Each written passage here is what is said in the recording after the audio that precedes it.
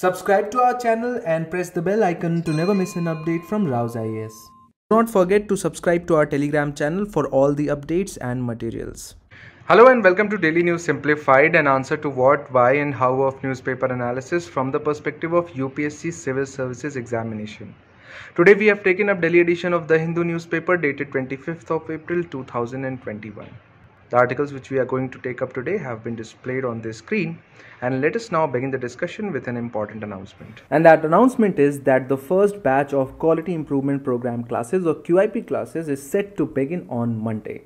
QIP classes are designed in such a way that they deliver the most important topics for the prelims examination of that year in around 50 hours.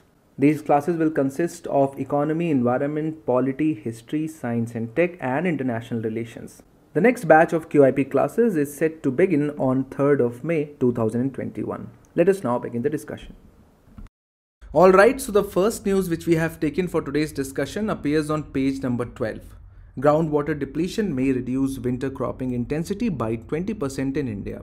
So one of the international teams have studied India's three main irrigation types, which are dug wells, tube wells and canals, and also analyzed the groundwater data from the Central Groundwater Board. And they have found that 13% of the villages in which farmers plant a winter crop are located in critically water depleted regions. Now if you focus on the GS paper 1 syllabus, important geophysical phenomena as well as features, their location and changes in critical geographical feature including water bodies is a part of the syllabus. Groundwater being one of the most important reservoirs of fresh water on the surface of the earth and also below the surface of the earth will definitely get covered under this part of the topic. From the perspective of UPSC examination, it is very important for us to discuss the challenges with respect to the groundwater. The challenges with respect to the declining quantity and as well as with respect to the declining quality of the groundwater, which basically means the pollutants. So we will start the discussion by first understanding how groundwater actually works, what it is, where are the major reservoirs of the water, and what is the major use of the groundwater in India. Then we will move on and understand why these challenges are being faced in our country, and that is with respect to some very systematic issues, and we will see that how it is due to systemic issues in India's governance. And then finally we will of course learn the way forward as to how to tackle this problem. So let us now begin the discussion. So if you have to define groundwater, it is basically water found underground in cracks and spaces in soil, sand and rocks beneath the surface of the earth. So as you can see, this is the top layer, which is the soil. Then this is a layer of a rock which is not permeable to water, and so that is why it is called aquitard. So any water seeping in from above, that is from the soil, will not percolate downwards. And beneath this layer you have a layer of a rock which holds water, which is called an aquifer, which have a lot of pores which are connected with each other, and so the water is found in these pores, and this is the groundwater we are talking about. Below that, of course, we have another layer which does not permits the flow of water, and so that is why usually the groundwater is trapped between two layers which do not allow water to pass through. Now most of the aspirants have a tendency to visualize groundwater as a flowing stream of river, which is partially incorrect. Why I say partially is because of course the groundwater is flowing beneath the surface of the earth, but it is flowing at a very slow speed, sometimes as low as 1 centimeter per year. Now here is the challenge. If you extract the water from this point to be utilized in industry or in agriculture, and if that extraction rate is much faster than what the water is coming from upstream, of course what you are going to do is that you are going to deplete the water. You are going to create a region in this layer where there will be no water, simply because the water flowing in from behind is not the same rate as you are extracting the water, and so that is why the groundwater level depletes when you have a higher extraction rate as compared to the recharge rate. So that is with respect to the quantity. But what happens when you deplete the quality and how it happens? So these are agricultural fields. And when you use a lot of pesticides and chemicals, and when it goes through the soil, of course, it will be prevented in this case. But not all places have a non-permeable layer. And so you have a lot of instances, as you can see in the image, where the water along with all the chemicals can directly percolate into the groundwater, and which ultimately leads to the deterioration in the quality of the groundwater, which leaves it unfit for utilization by humans. Now, since we cannot see groundwater, and so that is why often the importance of the quality and the quantity of groundwater is underestimated. Out of all the water present on the surface of the earth, only 3% is fresh water, which means only 3% of the overall mass of the water on the earth, only 3% can be utilized by humans for carrying out various activities. And out of that, around 68.7%, around 69% is locked up in ice caps and glaciers. So of course that is beyond our reach. Whereas only 0.3% is the surface water. So the rivers, lakes and swamps constitute only 0.3%, and so you can see that around 1/3 of the total fresh water on the surface of the earth is groundwater. And so that is why it is very important for us to preserve one of the most important and also the largest after ice caps reservoirs of the water on the earth. And so, of course, the way we have been using groundwater since centuries have led to a lot of deterioration, especially in last 50 to 60 years. And we'll try to understand how and what are the reasons behind it. And so let us start by first understanding the decline in water level in the underground water. So of course, we have seen how over-exploitation and unscientific extraction, the extraction rate which is higher than what is being recharged, will obviously lead to the decline in the quantity of the water. But the way we have been doing agriculture in our country has led to inland salinity of the groundwater. So you must have experienced that a lot of times when you drink water, it tastes very saline. And the reason behind that is due to the practice of surface water irrigation without consideration of groundwater status. The gradual rise of groundwater level with time has resulted in waterlogging and heavy evaporation in semi-arid regions, arid or semi-arid regions, and that has led to a lot of salinity of the groundwater. And this is a particular problem in areas of Rajasthan, Haryana as well as in Punjab. Then you have the problem of coastal salinity inside the groundwater level. So we have seen that we have extracted fresh water a lot from the groundwater. So what this withdrawal of fresh groundwater does is that it allows the coastal aquifers to intrude into the groundwater or the freshwater aquifers in the coastal regions. So what it basically means is that the saline groundwater has slowly and steadily started to move inside the freshwater aquifers, and this is a typical problem in the areas of Tamil Nadu as well as in Gujarat. So we are facing the problem of decline in the groundwater, inland salinity, and also the increasing salinity of the coastal aquifers. But apart from this, you have a major problem of contamination of the groundwater with these chemicals, which are arsenic, nitrates, fluoride, iron and uranium. And so let us look into what are the causes, what are the worst impacted areas due to these chemicals, and also what is the problem, why we should be concerned because of these contaminants. Starting with the pollutant which is creating the most news in last 5 years, that is arsenic pollution, and due to which many blocks and districts in West Bengal are being impacted. Its chronic exposure leads to black foot disease and also has been reported as a leading cause of lung as well as skin cancer. Now, how does arsenic ends up in groundwater?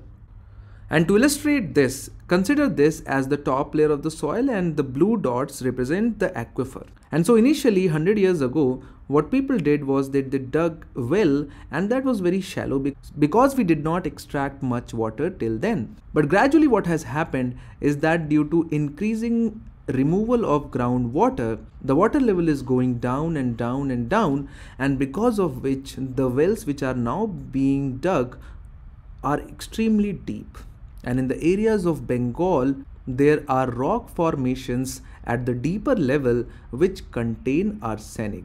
And so as the wells are going deeper, the amount of arsenic they are taking in is increasing in number. Apart from that, there are various kinds of chemical pesticides which contain significant amounts of arsenic. Once released into the land, they leach into the groundwater. So that is about arsenic pollution in groundwater. Then we have nitrate pollution.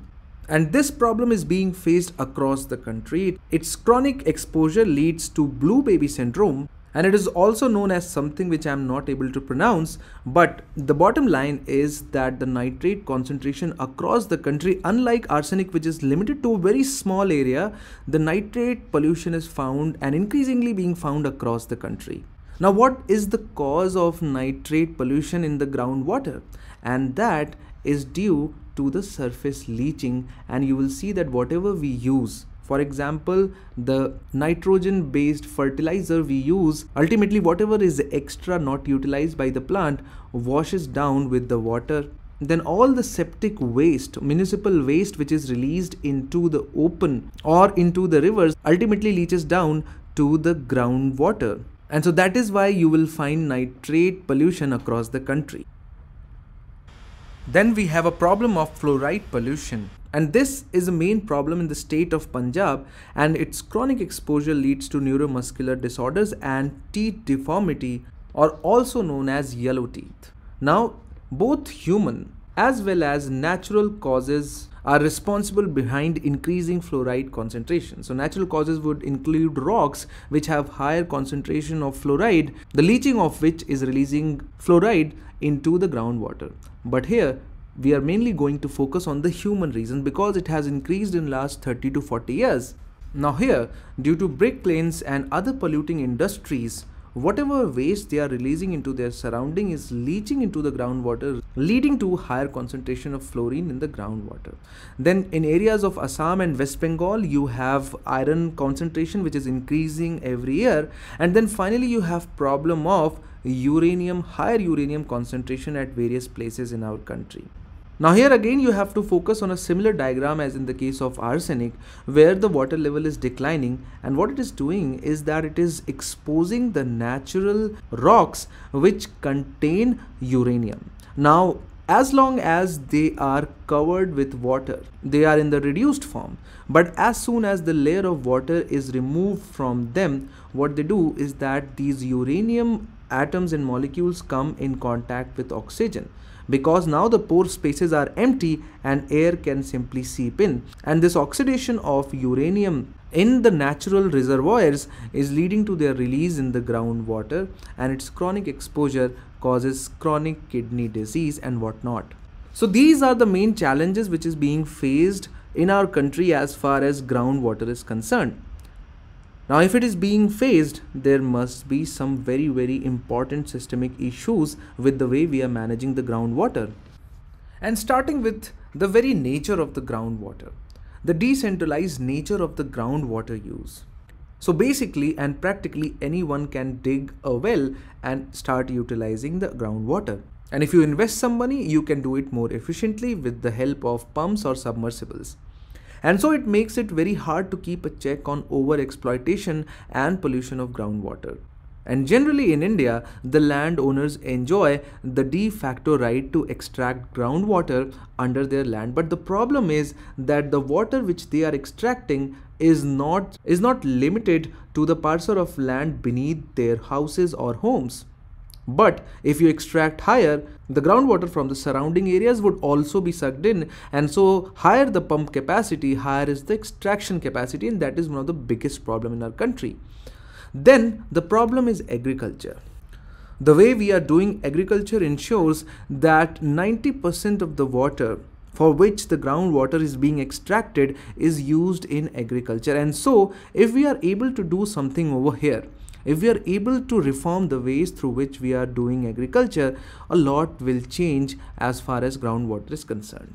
Then there are three factors which relate to the governance of the groundwater. So we know that groundwater is primarily the responsibility of Central Groundwater Board and state groundwater agencies. However, there are only few observation stations in our country that cover all the essential parameters for water quality, and hence the data which is obtained are not decisive on the water quality status. Further, the monitoring ability is doubtful as these agencies lack adequate staff, because you need technical abilities in order to be able to do research on the samples, and also there is a limitation on the amount of fund or the resource which is being allocated to these bodies.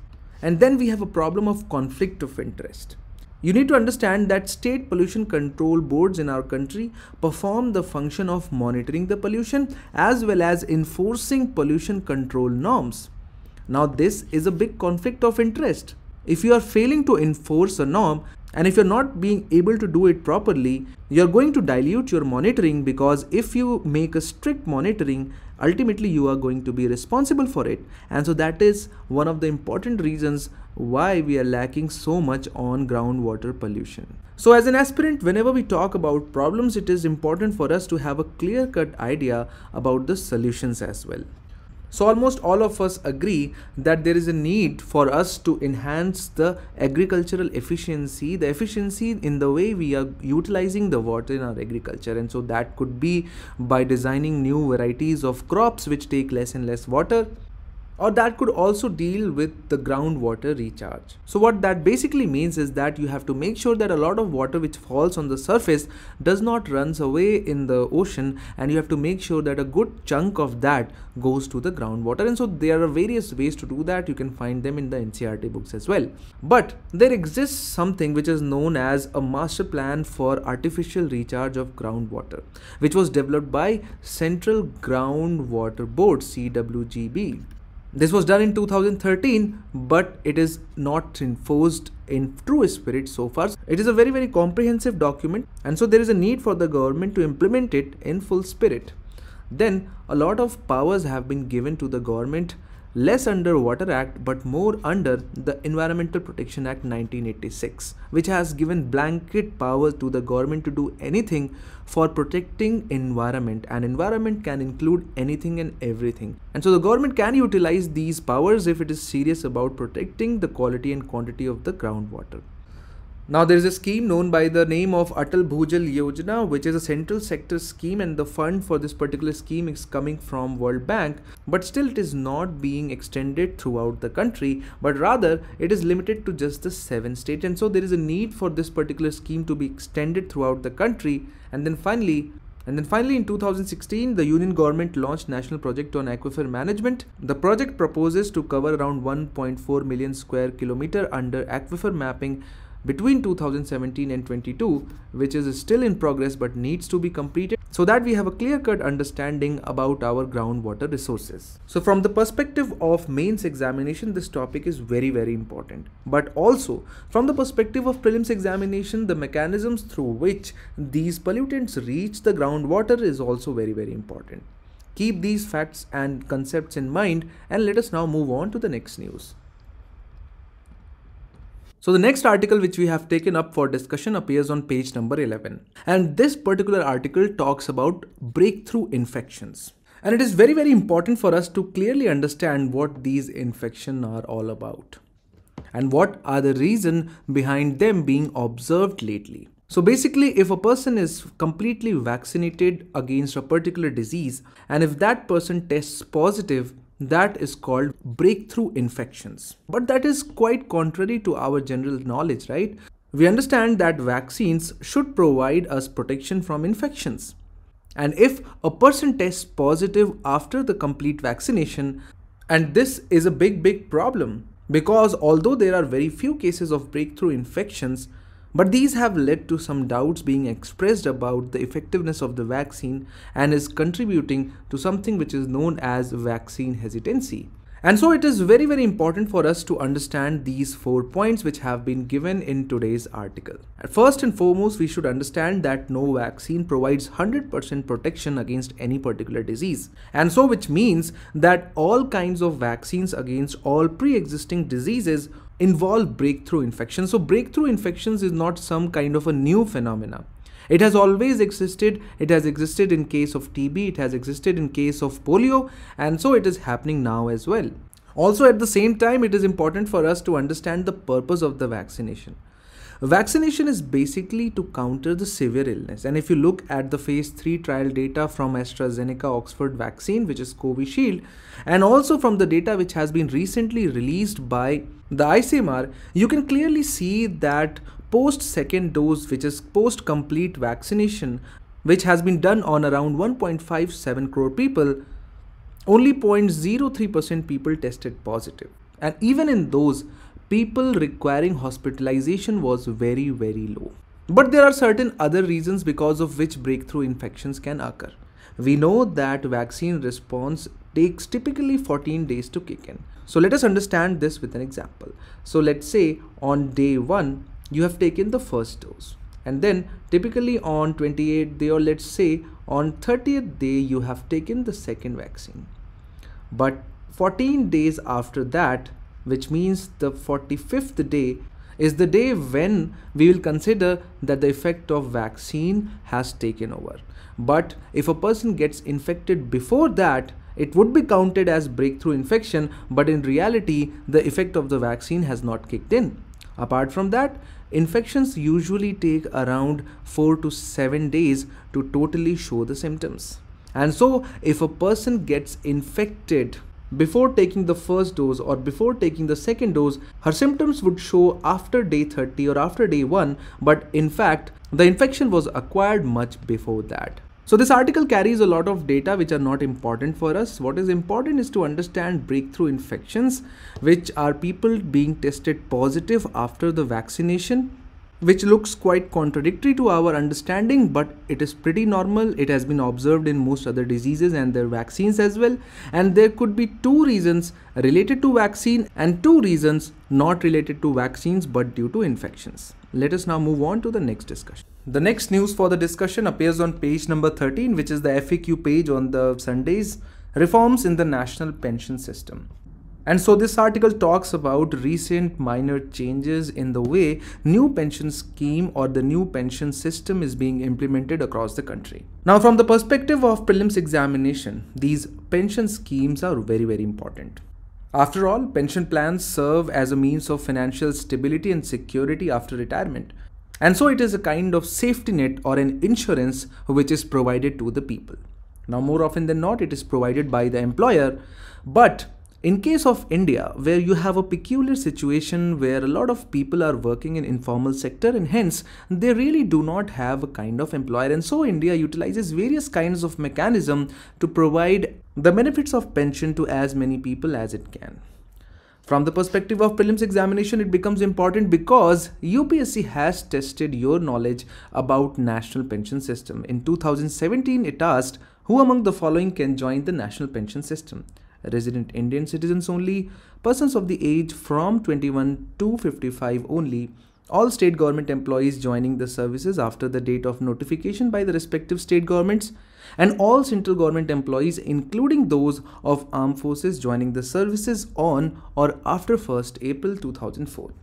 Now you can clearly see that just cursory reading of these pension schemes will not do. You need to be aware about the benefits, the eligibility criteria, the beneficiaries, and so we are going to cover 3 important schemes, starting with national pension system itself, because of which we are discussing this. So what is it? It is a kind of pension cum investment scheme to provide old age security to citizens of India. It is regulated by Pension Fund Regulatory and Development Authority or PFRDA. And as far as beneficiaries or the people who can join it, the only condition is that any individual citizen of India, both resident and non-resident, can join this scheme as long as they are in the age group of 18 to 65 years of age. And for different sectors, it has different kinds of conditions. So for the government sector, we have central government employees and state government employees. For central government employees, it was introduced in 2004 except for armed forces. All the employees of central autonomous bodies who have joined on or after the above mentioned date are also mandatorily covered.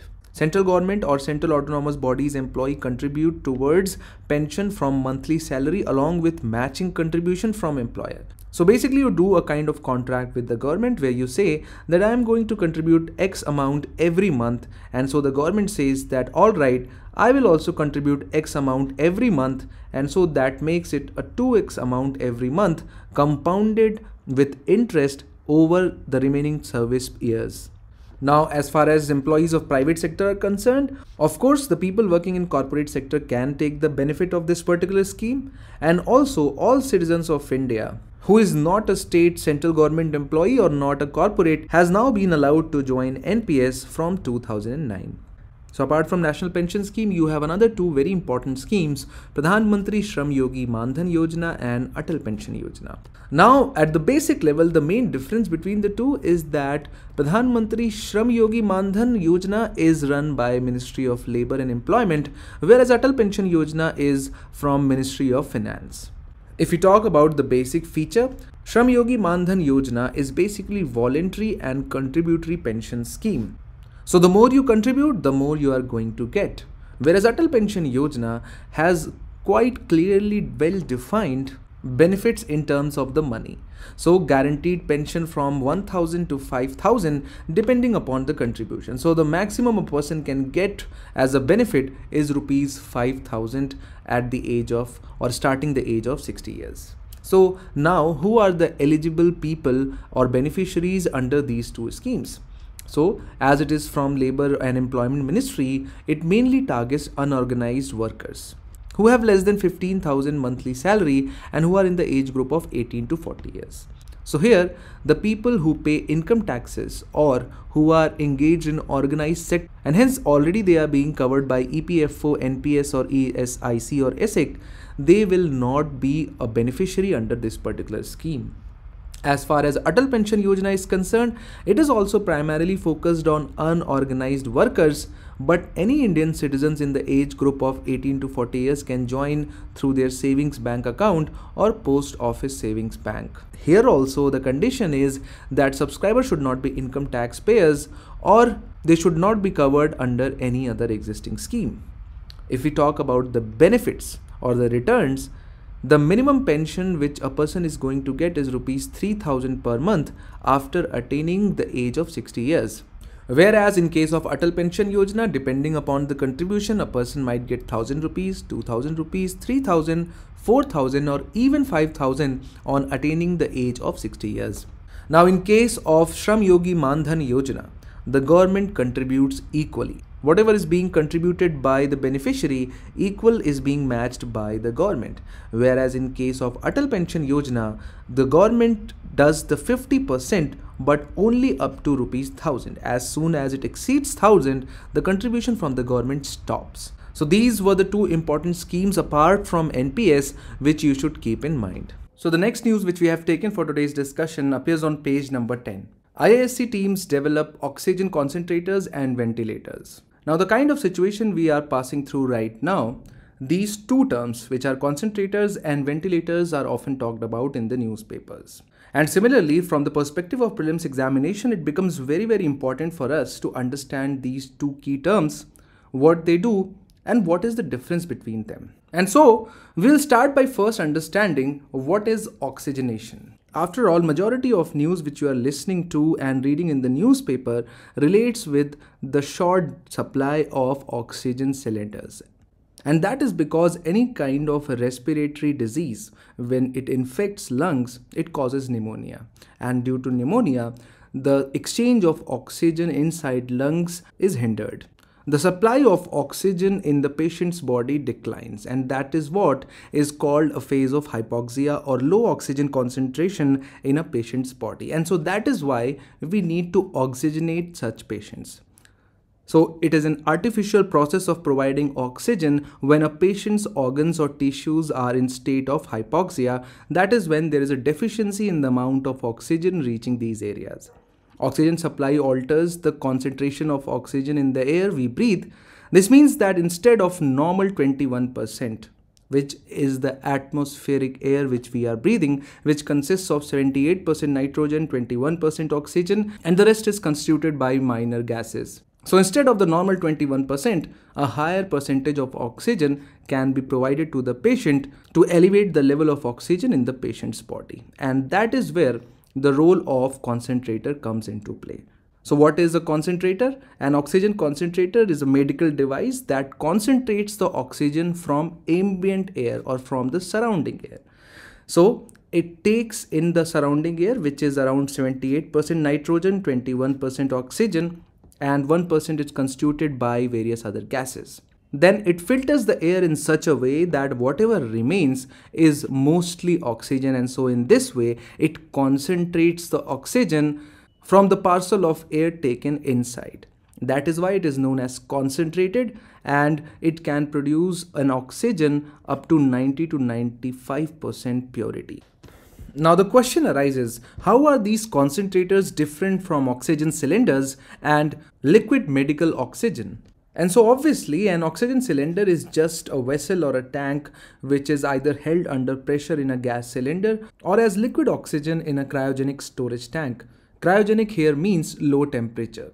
And so when we talk about important distinctions between a concentrator and a cylinder, you need to understand that concentrators are devices which do not require refilling. They only need power source, utilizing which they can work on their own. Whereas once exhausted, cylinders have to be refilled. And also apart from this, the concentrators do not need any kind of special environment, whereas tanks need to be stored and transported in cooled tankers or in cryogenic tankers. So that is why concentrators are portable and they are very handy, and in general they have an advantage over cylinders. But there is one disadvantage.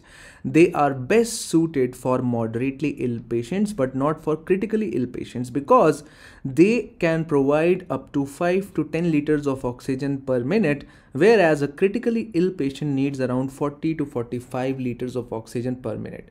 So as far as the supply of oxygen is concerned, there is a limitation as far as most of the concentrators available in the market. But apart from that, they have a very high practical utility and hence the high demand during the current situation. Now apart from concentrators and cylinders, we get to hear a lot about ventilators. Now what are these ventilators? And so when we talk in layman's term, a ventilator is the last resort available in the hands of doctors to save a life of a dying patient. And as far as the purpose or the objective is concerned, it is quite similar to supply oxygen, but it is altogether on a different level. So first and foremost, it is invasive in nature, which means a medical procedure has to be followed to enter inside a person's body. It's not like a mask you can put like in case of concentrator and cylinders, because there is a tube which needs to be inserted into the lungs through patient's mouth and throat. The other end of the tube is attached to a machine that pushes air in and out of lungs. Now why is it called a ventilator? It is called ventilator because ventilation is the process through which the gases are exchanged between lungs and the surrounding air, and it completely takes over the respiratory function of the lungs or ventilation purpose of the lung, and that is why it is called a ventilator. So the ventilator mimics respiration and aids in breathing, and it is used in very extreme cases where the breathing process of a person is taking a toll on its body. So when a person becomes so weak that even breathing is costing too much, what doctors do is that they apply ventilator so that the body can take rest and it can heal. And so the machine has various settings that can be adjusted to control lung pressure, oxygen concentration and duration and frequency of the beats to cater to individual patient's need. When we talk about the difference between oxygenation and ventilation, in case of oxygen, the patient is still responsible for his or her own breathing. Unlike ventilation, oxygen concentrators or cylinders do not aid in respiration. And remember that it is always non-invasive, which means that you don't have to insert any tube inside the patient's lung. And so that is why oxygenation is limited to people with mild symptoms, whereas ventilation is used as a last resort to save a person's life. So these are the 2 to 3 key terms which you need to keep in mind, which are highly likely to be asked in prelims examination. Let us now move on to the next news. So the next news which we have taken for discussion appears on page number 6. Justice N.V. Ramana is the Chief Justice of India. So Honorable Justice N.V. Ramana has been appointed as 48th Chief Justice of India by the President. So the Chief Justice of India is not just the Chief Judge of the Supreme Court of India, but also the highest ranking official in India's judicial system. So as the head of the topmost court in our country, the Chief Justice is responsible for the allocation of cases and appointment of constitutional benches which ultimately deal with the most important matters in our country. And so this particular constitutional post is one of the very important ones to be taken care of from the perspective of prelims examination. In the past, UPSC has asked a lot of questions with respect to appointment, removal, functioning of various constitutional bodies and posts. And so, we will begin the discussion by first understanding the constitutional provision or exact constitutional chapter and part which actually takes care of the Supreme Court as well as the Chief Justice of India. And so, if we take a look at the original PDF of our constitution, we see that part 1 is union and territory, part 2 is citizenship, part 3 we all know deals with the fundamental rights, part 4 deals with directive principles state policy, part 4a deals with fundamental duties, and in part 5 comes the union, and it is this part which not just deals with the union executive but also the union judiciary. So the chapter 4 of part 5 of the Constitution of India deals with the union judiciary, and article 124 deals with the establishment and constitution of Supreme Court of India. And so whatever we are going to discuss are the provisions which have been given in Article 124 of the Constitution of India. So let us start by first understanding the appointment of the Chief Justice of India. So Chief Justice of India is appointed by the President of India, and the appointment to the office of Chief Justice of India should be of the senior most judge of the Supreme Court considered fit to hold the office. And so whenever there is any doubt about the fitness of the senior most judge to hold the office of the Chief Justice of India, consultation with other judges would be made so that the next Chief Justice can be appointed. After the receipt of the recommendation of the Chief Justice of India, the Union Law Minister, Justice and Company Affairs will put up the recommendation to Prime Minister, who will advise the President in the matter of appointment.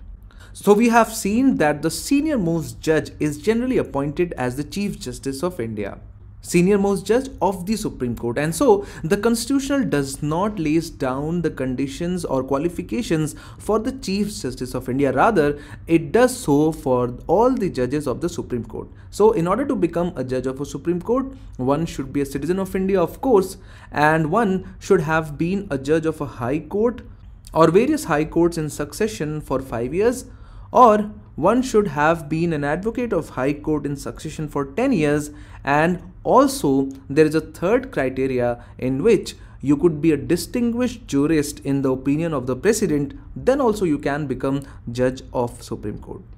And of course, in the order of the seniority, if you get a chance, you can become Chief Justice of India. As far as the oath of the Chief Justice of India is concerned, the oath of the Chief Justice of India is given in the 3rd schedule to the Constitution of India. Let us know in the comment section what are the other constitutional bodies or posts for which the oath has been given in the 3rd schedule. As far as tenure is concerned, the tenure of CJI is not fixed under the Constitution. However, the maximum age to hold this office is 65 years. When we talk about salary and allowances, since the judges of Supreme Court need utmost protection, and so that is why Article 125 maintains that the salary should be determined by the Parliament. But once determined, they cannot be varied in their disadvantage after their appointment. And so that is one of the very first constitutional mechanism which has been created to shield the judiciary. Because the government cannot take away their salary once it has been decided, of course, except during financial emergency. Of course, a CJI cannot plead or practice law in any court or before any authority across India. And as far as the process of removal of a Chief Justice of India is concerned, that is like any other judge of the Supreme Court. And so, he or she shall also be removed by the order of the President. But This order should be passed after an address by both houses of parliament, which is Lok Sabha and Rajya Sabha, supported by a majority of total membership of the house and by a majority not less than 2/3 of the members of the house present and voting. So that is one of the special majorities which have been provided, and so that is why it is very difficult to remove a particular Supreme Court judge, leave alone Chief Justice of India. But as far as the removal process is concerned, the Judges Inquiry Act regulates the procedure relating to removal of a judge of a Supreme Court, including that of Chief Justice of India. So from the perspective of prelims examination, this perspective is more than sufficient to solve all kinds of questions.